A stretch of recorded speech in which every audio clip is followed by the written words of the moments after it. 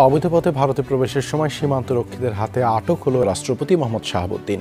রাতে ঝিনাইদহের মহেশপুর সীমান্ত দিয়ে ভারতে পালানোর সময় তাকে আটক করে বর্ডার গার্ড বাংলাদেশ বিজিবি সদর দপ্তর থেকে এই তথ্য নিশ্চিত করা হয়। আওয়ামী লীগের খুবই কাছের মিত্র এমনকি সবচেয়ে বড় একটা ক্যারেক্টার হিসেবে যিনি আছেন মহামান্য রাষ্ট্রপতি, ওনার বেলায় সরকারের অবস্থানটা কি? আজকে যে ঘটনা ঘটেছে, যে ঘোষণা এসেছে, আমার কাছে মনে হয়েছে যে এটা আপনার একটা আইকনিক পানিশমেন্ট। ওনাকে রাষ্ট্রপতি আসলে কি কি মামলার আসামি হয়ে যায়, এটা খুব আশ্চর্য হওয়ার কিছু থাকবে না। হঠাৎ করে রাষ্ট্রপতির বিষয়টা আসাতে চমকে উঠলাম এই কারণে, তিনি হয়তো ইতিমধ্যে লোকান্তরিত হয়েছেন। ছাত্র জীবনে চুপ্পু ছিল ছাত্রলীগের ক্যাডার। তো ছাত্রলীগের ক্যাডার যে কি মাল সেটা তো দেশবাসী সকলেই জানেন, তাই না? আর কইলাম না। তো 1971-এ মুজিব বাহিনীতে জয়েন করে। এই মুজিব বাহিনী দেরাদুনে ট্রেনিং নেয়। এই ট্রেনিংয়ের বন্দোবস্ত করে ভারতীয় গোয়েন্দা সংস্থার রয়ের একজন বিশিষ্ট জেনারেল উবা। 2011 সাল থেকে 2016 সাল পর্যন্ত সে দুর্নীতি দমন কমিশনে কমিশনার আছে। এই সময় বাংলাদেশে দুর্নীতির যে ব্যাপক বিস্তার ঘটে সেটা তো আর কইয়া দিতে হবে না, তাই না? দেশ থেকে $50 বিলিয়ন বেশি অর্থ বিদেশে পাচার হইয়া যায়। সাপ্পু এবং দুর্নীতি দমন কমিশনের তার সহকর্মীরা এই অভূতপূর্ব দুর্নীতির ঢাল হিসাবে দাঁড়ায় থেকে এটাকে প্রোটেকশন দেয় আর কি। যেই শাহাবুদ্দিন চুপ্পু সে 11 সালে দুদকের দায়িত্ব নেওয়ার পর বাংলাদেশ থেকে $50 বিলিয়ন বা বাংলাদেশি টাকায় 6 লক্ষ কোটি টাকা বিদেশে পাচার করেছে।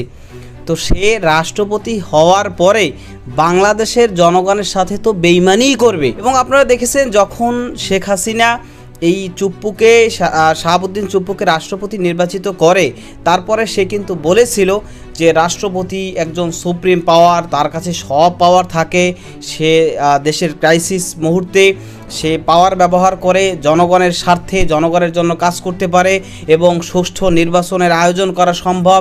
এবং সে বলেছিল যে আমি একটা সুষ্ঠু নির্বাচন করব এবং আমার জীবনের একটা আশা যে আমি এই যে 24 সালের যে নির্বাচন, এই নির্বাচনটা আমি একটা সুষ্ঠু নির্বাচন দেখে যেতে চাই, সুষ্ঠু নির্বাচন আমি করব। অথচ সেই শাহাবুদ্দিন চুপ্পু সে রাষ্ট্রপতি হয়েই কিন্তু বাংলাদেশের ইতিহাসে সবথেকে বিতর্কিত এবং দামি একটা ভুয়া নির্বাচন সে করেছিল।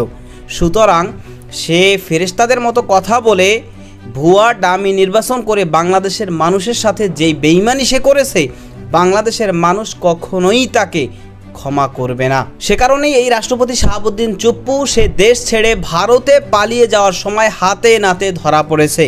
দর্শক, এ বিষয়ের কিছু অংশ ভিডিও শুরুতে শিরোনামে আপনারা দেখে এসেছেন, বিস্তারিত দেখবেন পুরো ভিডিও জুড়ে। বিষয়গুলো দেখার পূর্বে আপনাদের একটা অনুরোধ করব, যারা আমাদের চ্যানেলে নতুন আসছেন চ্যানেলটি সাবস্ক্রাইব করে অল ক্লিক করে বেল আইকনটি চালু করে দিবেন। দর্শক, চলুন আমরা দেখব যে রাষ্ট্রপতি শাহাবুদ্দিন চুপ্পু এবার যে হাতে নাতে ধরা পড়েছে সেটা আমরা দেখব। তার পূর্বে আমরা একটু দেখে আসি যে এই শাহাবুদ্দিন চুপ্পুর বিভিন্ন অপকর্ম নিয়ে অত্যন্ত গোপন এবং গুরুত্বপূর্ণ কিছু তথ্য দিয়েছেন পিনাকি ভট্টাচার্য। সেটা আমরা কিছু অংশ দেখে এরপর ওই বিষয়টা দেখব। ধৈর্য ধরে একটা লাইক দিয়ে ভিডিওটি দেখতে থাকুন এবং আপনার মতামত কমেন্টে লিখতে থাকুন। ছাত্র জীবনে চুপ্পু ছিল ছাত্রলীগের ক্যাডার। তো ছাত্রলীগের ক্যাডার যে কি মাল সেটা তো দেশবাসী সকলেই জানেন, তাই না? আর কইলাম না। তো 1971-এ মুজিব বাহিনীতে জয়েন করে। এই মুজিব বাহিনী দেরাদুনে ট্রেনিং নেয়। এই ট্রেনিংয়ের বন্দোবস্ত করে ভারতীয় গোয়েন্দা সংস্থার রয়ের একজন বিশিষ্ট জেনারেল উবা। তো মুজিব বাহিনীর উদ্দেশ্য ছিল এটা বাংলাদেশের স্বাধীনতা না, কিন্তু উদ্দেশ্য ছিল স্বাধীনতা যুদ্ধকালে বাংলাদেশে যে বিপ্লবী যুব সমাজের উত্থান হয়েছিল তাদের খতম করা। তারা ধরে লেফটদেরকে বামদেরকে মারতো আর কি। হ্যাঁ, বাম মানে সিপিবি বাম না, ওই মানে যারা অরিজিনাল বাম আর কি, মানে সিরাজ সিং টিকদার যারা চাইনিজ বাম ছিল তাদেরকে। তো যাই হোক, এরই ধারাবাহিকতায় ওই একটা অংশ বাইরে হয়ে জাসদ হয়ে যায়, এই মুজিব বাহিনীর একটা অংশ। তারপরে যে অংশটা আওয়ামী লীগের সাথে থাকে আর কি, তাদেরকে দিয়া শেখ মুজিব রক্ষী বাহিনী গঠন করে এবং তারা 30,000 যুবককে হত্যা করে বলে কথিত আছে। হিসাবপত্র এখনো পাওয়া যায় না, এটা জাসদের লোকেরাই তারা এটা দাবি করছিল এবং সেই সময়কার লেফট যারা অ্যান্টি মুজিব রাজনীতি করতো তারাই দাবি করছিল। 72 সালে চুপ্পু পাবনার এডওয়ার্ড কলেজ থেকে বিএসসি পাশ করে। হ্যাঁ, ওই বছরটা কিন্তু ছিল খুবই চমৎকার বছর নকলের জন্য আর কি। হ্যাঁ, ওইখানে বই খুলে সবাই পরীক্ষা দিয়েছিল আর কি, এবং অস্ত্র টস্ত্র টেবিলের উপরে রেখা আর কি। হ্যাঁ, ওইটা নিয়ে একটা সিনেমা আছে কিন্তু, আবার তোরা মানুষ হ, ওই একই জিনিস, যে ওই যে কেমনে পরীক্ষা দিত আর কি। তারপরে 75 সালে পাবনার একটা আইন কলেজ আছে, আমিনউদ্দিন আইন কলেজ, ওইখান থেকে সে LLB ডিগ্রি পায়, ইউনিভার্সিটিতে ভর্তি হওয়ার ক্ষমতা হয় নাই আর কি। যাই হোক, তো 82 সালে সে BCS বিচার ক্যাডারে যোগ দেয়, এবং ওই বিচার ক্যাডারে যোগ দেওয়ার একটা কাহিনী আছে, ওই যে 100 নম্বরে কি যেন একটা হয়েছিল, খুব ভালো মনে নাই আর কি। যাই হোক, পরে দেখে বলবো নি আপনাদের। তো পরবর্তীতে জেলা জজ হিসেবে দায়িত্ব পালন করে, এই হলো তার বিদ্যা এবং অভিজ্ঞতা। তো আগে যারা বিচার বিভাগ থেকে রাষ্ট্রপতি হয়েছিলেন তাদের শিক্ষা জীবনের সঙ্গে নকলবাজ এই সুপুর তুলনা করলে লজ্জায় মাটিতে মিশা যেতে হয় আর কি, আর কোনো উপায় থাকে না। তো বিচারপতি আবু সাইদ চৌধুরী থেকে বিচারপতি শাহাবুদ্দিন আহমেদ পর্যন্ত সকলেই ছিলেন হাইকোর্ট এবং সুপ্রিম কোর্টের বিচারপতি, কেউ কেউ ছিলেন প্রধান বিচারপতি। তো এ সুপ্পু হইতেছে উপসচিব পর্যায়ের অবসরপ্রাপ্ত এক ব্যক্তি, যাকে বাংলাদেশের সর্বোচ্চ পদে কাঢ়াল রানী নিয়োগ দিল আর কি। এইটাতে যে এই পদটার কি অবমূল্যায়ন হইলো সেটা আমাদের ধারণারও বাইরে। আর এর আগে জোকার ছিল, এখন হইল এক চোর। 2001 সালে নির্বাচনে পরাজিত হওয়ার পরে আওয়ামী লীগ একটা অভিযোগ করে যে বিএনপি আওয়ামী লীগ এবং তার সহযোগী সংগঠনের নেতাকর্মীদের উপর এবং হিন্দুদের উপরে হামলা করছে। পরবর্তীতে আওয়ামী লীগ ক্ষমতায় আসলে ওই অভিযোগের একটা তদন্ত কমিশন গঠন করে, যেটার প্রধান হিসেবে এই প্রাক্তন ছাত্রলীগ ক্যাডার শাহাবুদ্দিন সুপ্পুকে নিয়োগ দিয়েছিল কাঢ়াল রানী। 2001 সালে হাসিনা সুপ্পুকে দুর্নীতি দমন কমিশনের কমিশনার হিসেবে নিয়োগ দেয়। সেখানে তার প্রধান কাজ ছিল আসলে পদ্মা সেতুতে যে বিশ্ব ব্যাংক উত্থাপিত দুর্নীতির অভিযোগ ছিল সেটা তদন্ত করা। হ্যাঁ, তো যাই হোক, আশ্চর্য হওয়ার কিছু নাই যে হাসিনার পদলেহি সুপ্পু তার তথাকথিত তদন্ত শেষে দাবি করে যে বিশ্ব ব্যাংকের এই অভিযোগ মিথ্যা। তো যাই হোক, এই ভূমিকার কারণে সে হাসিনার আস্থা এবং বিশ্বাস অর্জন করে, কারণ তারে তো বাঁচাইছে।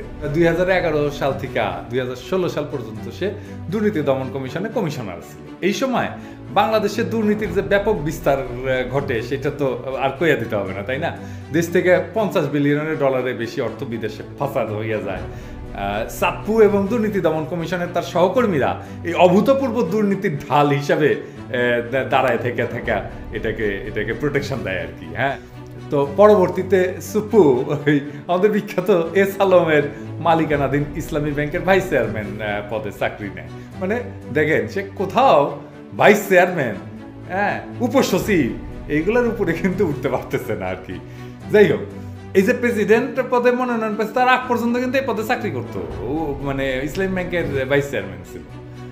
আদানি যেমন মোদির ক্যাশিয়ার, এস আলম তেমন কাঁঠাল রানী হাসিনার ক্যাশিয়ার, আমরা জানি তো। হ্যাঁ, এই শাহাবুদ্দিন সুপ্পুর নজরদারিতে কিন্তু ইসলামী ব্যাংক জয় বাংলা হইয়া যায়।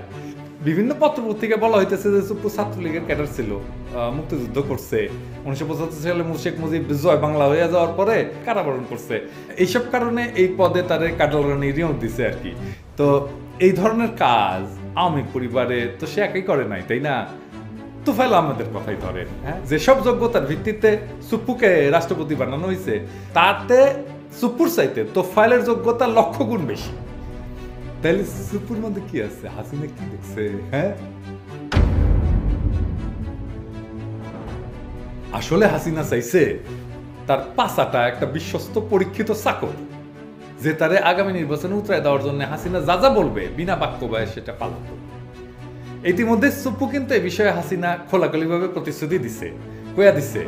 দৈনিক বাংলাদেশ প্রতিদিনে গত বছর 12 ডিসেম্বরে লেখা একটা উপসম্পাদকীয়তে সে প্রকাশ্যে বলছে যে 2024 সালে হাসিনা জরুরি, যে দেখেন জরুরি, হ্যাঁ, এটা কইয়া দিছে। হ্যাঁ, এটা নিয়ে আর কিছু কইলাম না, কইরা নিয়েন এটা।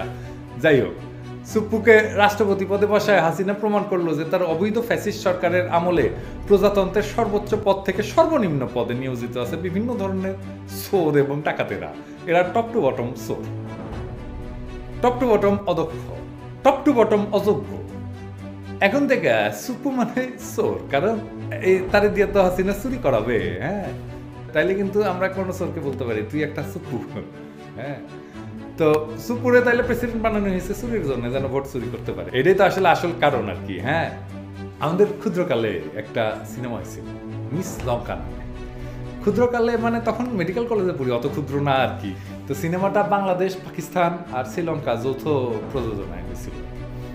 ববিতা নায়িকা আর নায়ক পাকিস্তানের ফয়সাল, মানে পাকিস্তান শুনে আবার আওয়ামী লীগেরা একটু এখন কুরকারে উঠবে। যাই হোক, ববিতা কেবল খালাম্মা হইতে শুরু করছেন আর কি, আর ফয়সাল হইতেছে আমি মেডিকেল কলেজে পড়ার সময় যেরকম লেংথ উইদাউট ব্রেথ ছিলাম না, মানে তালপাটা সে পাইছিলাম না, ওই রকম আর কি। তো যাই হোক, মানে একটু পিথুলা মহিলার সাথে একজন সিকনা পোলা নাচ গান করতেছে, এটা একটু মজাই লাগছিল আর কি। করেছো আমার মনটা, হায় রে হায় মিস লঙ্কা। দর্শক, আপনারা দেখলেন যে রাষ্ট্রপতি শাহাবুদ্দিন চুপ্পু সে তার বক্তব্যে কিন্তু বলেছিল যে আমি এমনি বঙ্গভবনে এসে টপকে পড়ি নাই, আমি রাজপথ থেকে আসছি, আমি রাজপথে ছিলাম, আমি আন্দোলন করছি, সংগ্রাম করছি। মানে সে আওয়ামী লীগ করতো, ছাত্রলীগ করতো, এগুলো সে আর কি বলেছিল। তার কথাই কিন্তু প্রমাণ করে যে পিনাকি ভট্টাচার্য তিনি যে কথাগুলো বলেছেন, তিনি যে তথ্যগুলো দিয়েছেন সেগুলো সম্পূর্ণই সঠিক। এবং যেই কারণেই এই শাহাবুদ্দিন চুপ্পু সে বাংলাদেশের জনগণের সাথে বেইমানি করেছে আওয়ামী লীগের হয়ে। তো এখন বাংলাদেশের জনগণ কোনোভাবেই এই রাষ্ট্রপতি শাহাবুদ্দিন চুপ্পুকে কিন্তু ছাড় দিবে না এবং ক্ষমা করবে না। এবং সে কারণেই একাধিকবার তার পদত্যাগ চাইলেও কিন্তু রাষ্ট্রপতি যেহেতু বাংলাদেশের সবথেকে পাওয়ারফুল একটা ক্ষমতার জায়গা, সুতরাং সে যদি ক্ষমতা ছেড়ে দেয় তাহলে সাংবিধানিক একটা সংকট তৈরি হতে পারে, আন্তর্জাতিক মহল থেকেও প্রশ্ন উঠতে পারে। এই সব দিক বিবেচনায় মূলত তাকে ক্ষমতায় রেখে মূলত বর্তমান সরকার চেয়েছিল যে আসলে এইভাবে সামনে অগ্রসর হয়ে সামনের দিকে যাওয়ার জন্য। কিন্তু এই শাহাবুদ্দিন চুপ্পু সে কিন্তু মাঝে একবার মানে আবারও বেইমানি করার চেষ্টা করছিল, বলছিল যে শেখ হাসিনা পদত্যাগ করে নাই, পদত্যাগপত্র আমার কাছে নাই, এই সেই বিভিন্ন রকম কথা বলে দেশকে কিন্তু একবার সংকটের মুখে সে ফেলে দিয়েছিল। এরপরে যখন দেখছে যা জনগণ তার বিরুদ্ধে একেবারে উঠে পড়ে লেগেছে, তখন সে আবার তার ভুল উদ্র করেছে, তার বক্তব্য উদ্র করেছে, ভুল স্বীকার করেছে, যার কারণে কিন্তু জনগণ আবার চুপ হয়ে গিয়েছিল। এখন আবার নতুন করে সে আলোচনায় আসছে। বিশেষ করে বর্তমানে সে আলোচনা আসছে যে ডিসি সম্মেলন, এই ডিসি সম্মেলনে সমস্ত মানে বিগত যতবারই এরকম ডিসি সম্মেলন হয়েছে তখন রাষ্ট্রপতির একটা অধিবেশন ছিল, কিন্তু এবার থাকবে না, কারণ সে আওয়ামী লীগের দালাল, সে কি করে না করে তার উপর কোনো ভরসা নাই। সুতরাং এর মাধ্যমে কিন্তু বোঝা যাচ্ছে যে এই রাষ্ট্রপতি শাহাবুদ্দিন চুপ্পু সে এখন শুধুমাত্র ব্যবহার হচ্ছে, মানে নামে সে একজন রাষ্ট্রপতি, কিন্তু বাস্তবত কামে তার মানে কোনো বিন্দুমাত্র কোনো পাওয়ার নাই। উল্টো সে এতদিন ধরে যে সমস্ত অপকর্ম করছে, তার ক্ষমতা বলে যেই সমস্ত মানুষদেরকে মানে অপরাধীদেরকে সে মাফ করেছে, তো সেটা নিয়েও কিন্তু আদালতে রিট করা হয়েছে বা অনেকেও সেটা নিয়ে খোঁচাখুচি করেছে, কিন্তু সেগুলো হয়তো এখন চাপিয়ে রাখা হয়েছে। তবে নির্বাচন যদি এই অবস্থা হয়েও যায়, নির্বাচন হওয়ার পরে কিন্তু এই শাহাবুদ্দিন চুপ্পু তার ক্ষমতা যখন হস্তান্তর করবে, এরপরে অবশ্যই দেখবেন যে তার বিরুদ্ধে বিভিন্ন অভিযোগ উঠবে এবং তার বিরুদ্ধে বিভিন্ন জায়গায় মামলাও হবে, এবং পাশাপাশি সে হয়তোবা আইনের কাছেও বিচারের মুখোমুখি হতে পারে, এরকমটা অনেকেই কিন্তু মনে করতেছেন। তো যাই হোক, এই শাহাবুদ্দিন চুপ্পু সম্পর্কে আপনার কোনো মতামত থাকলে সেটা কমেন্ট সেকশনে জানাবেন।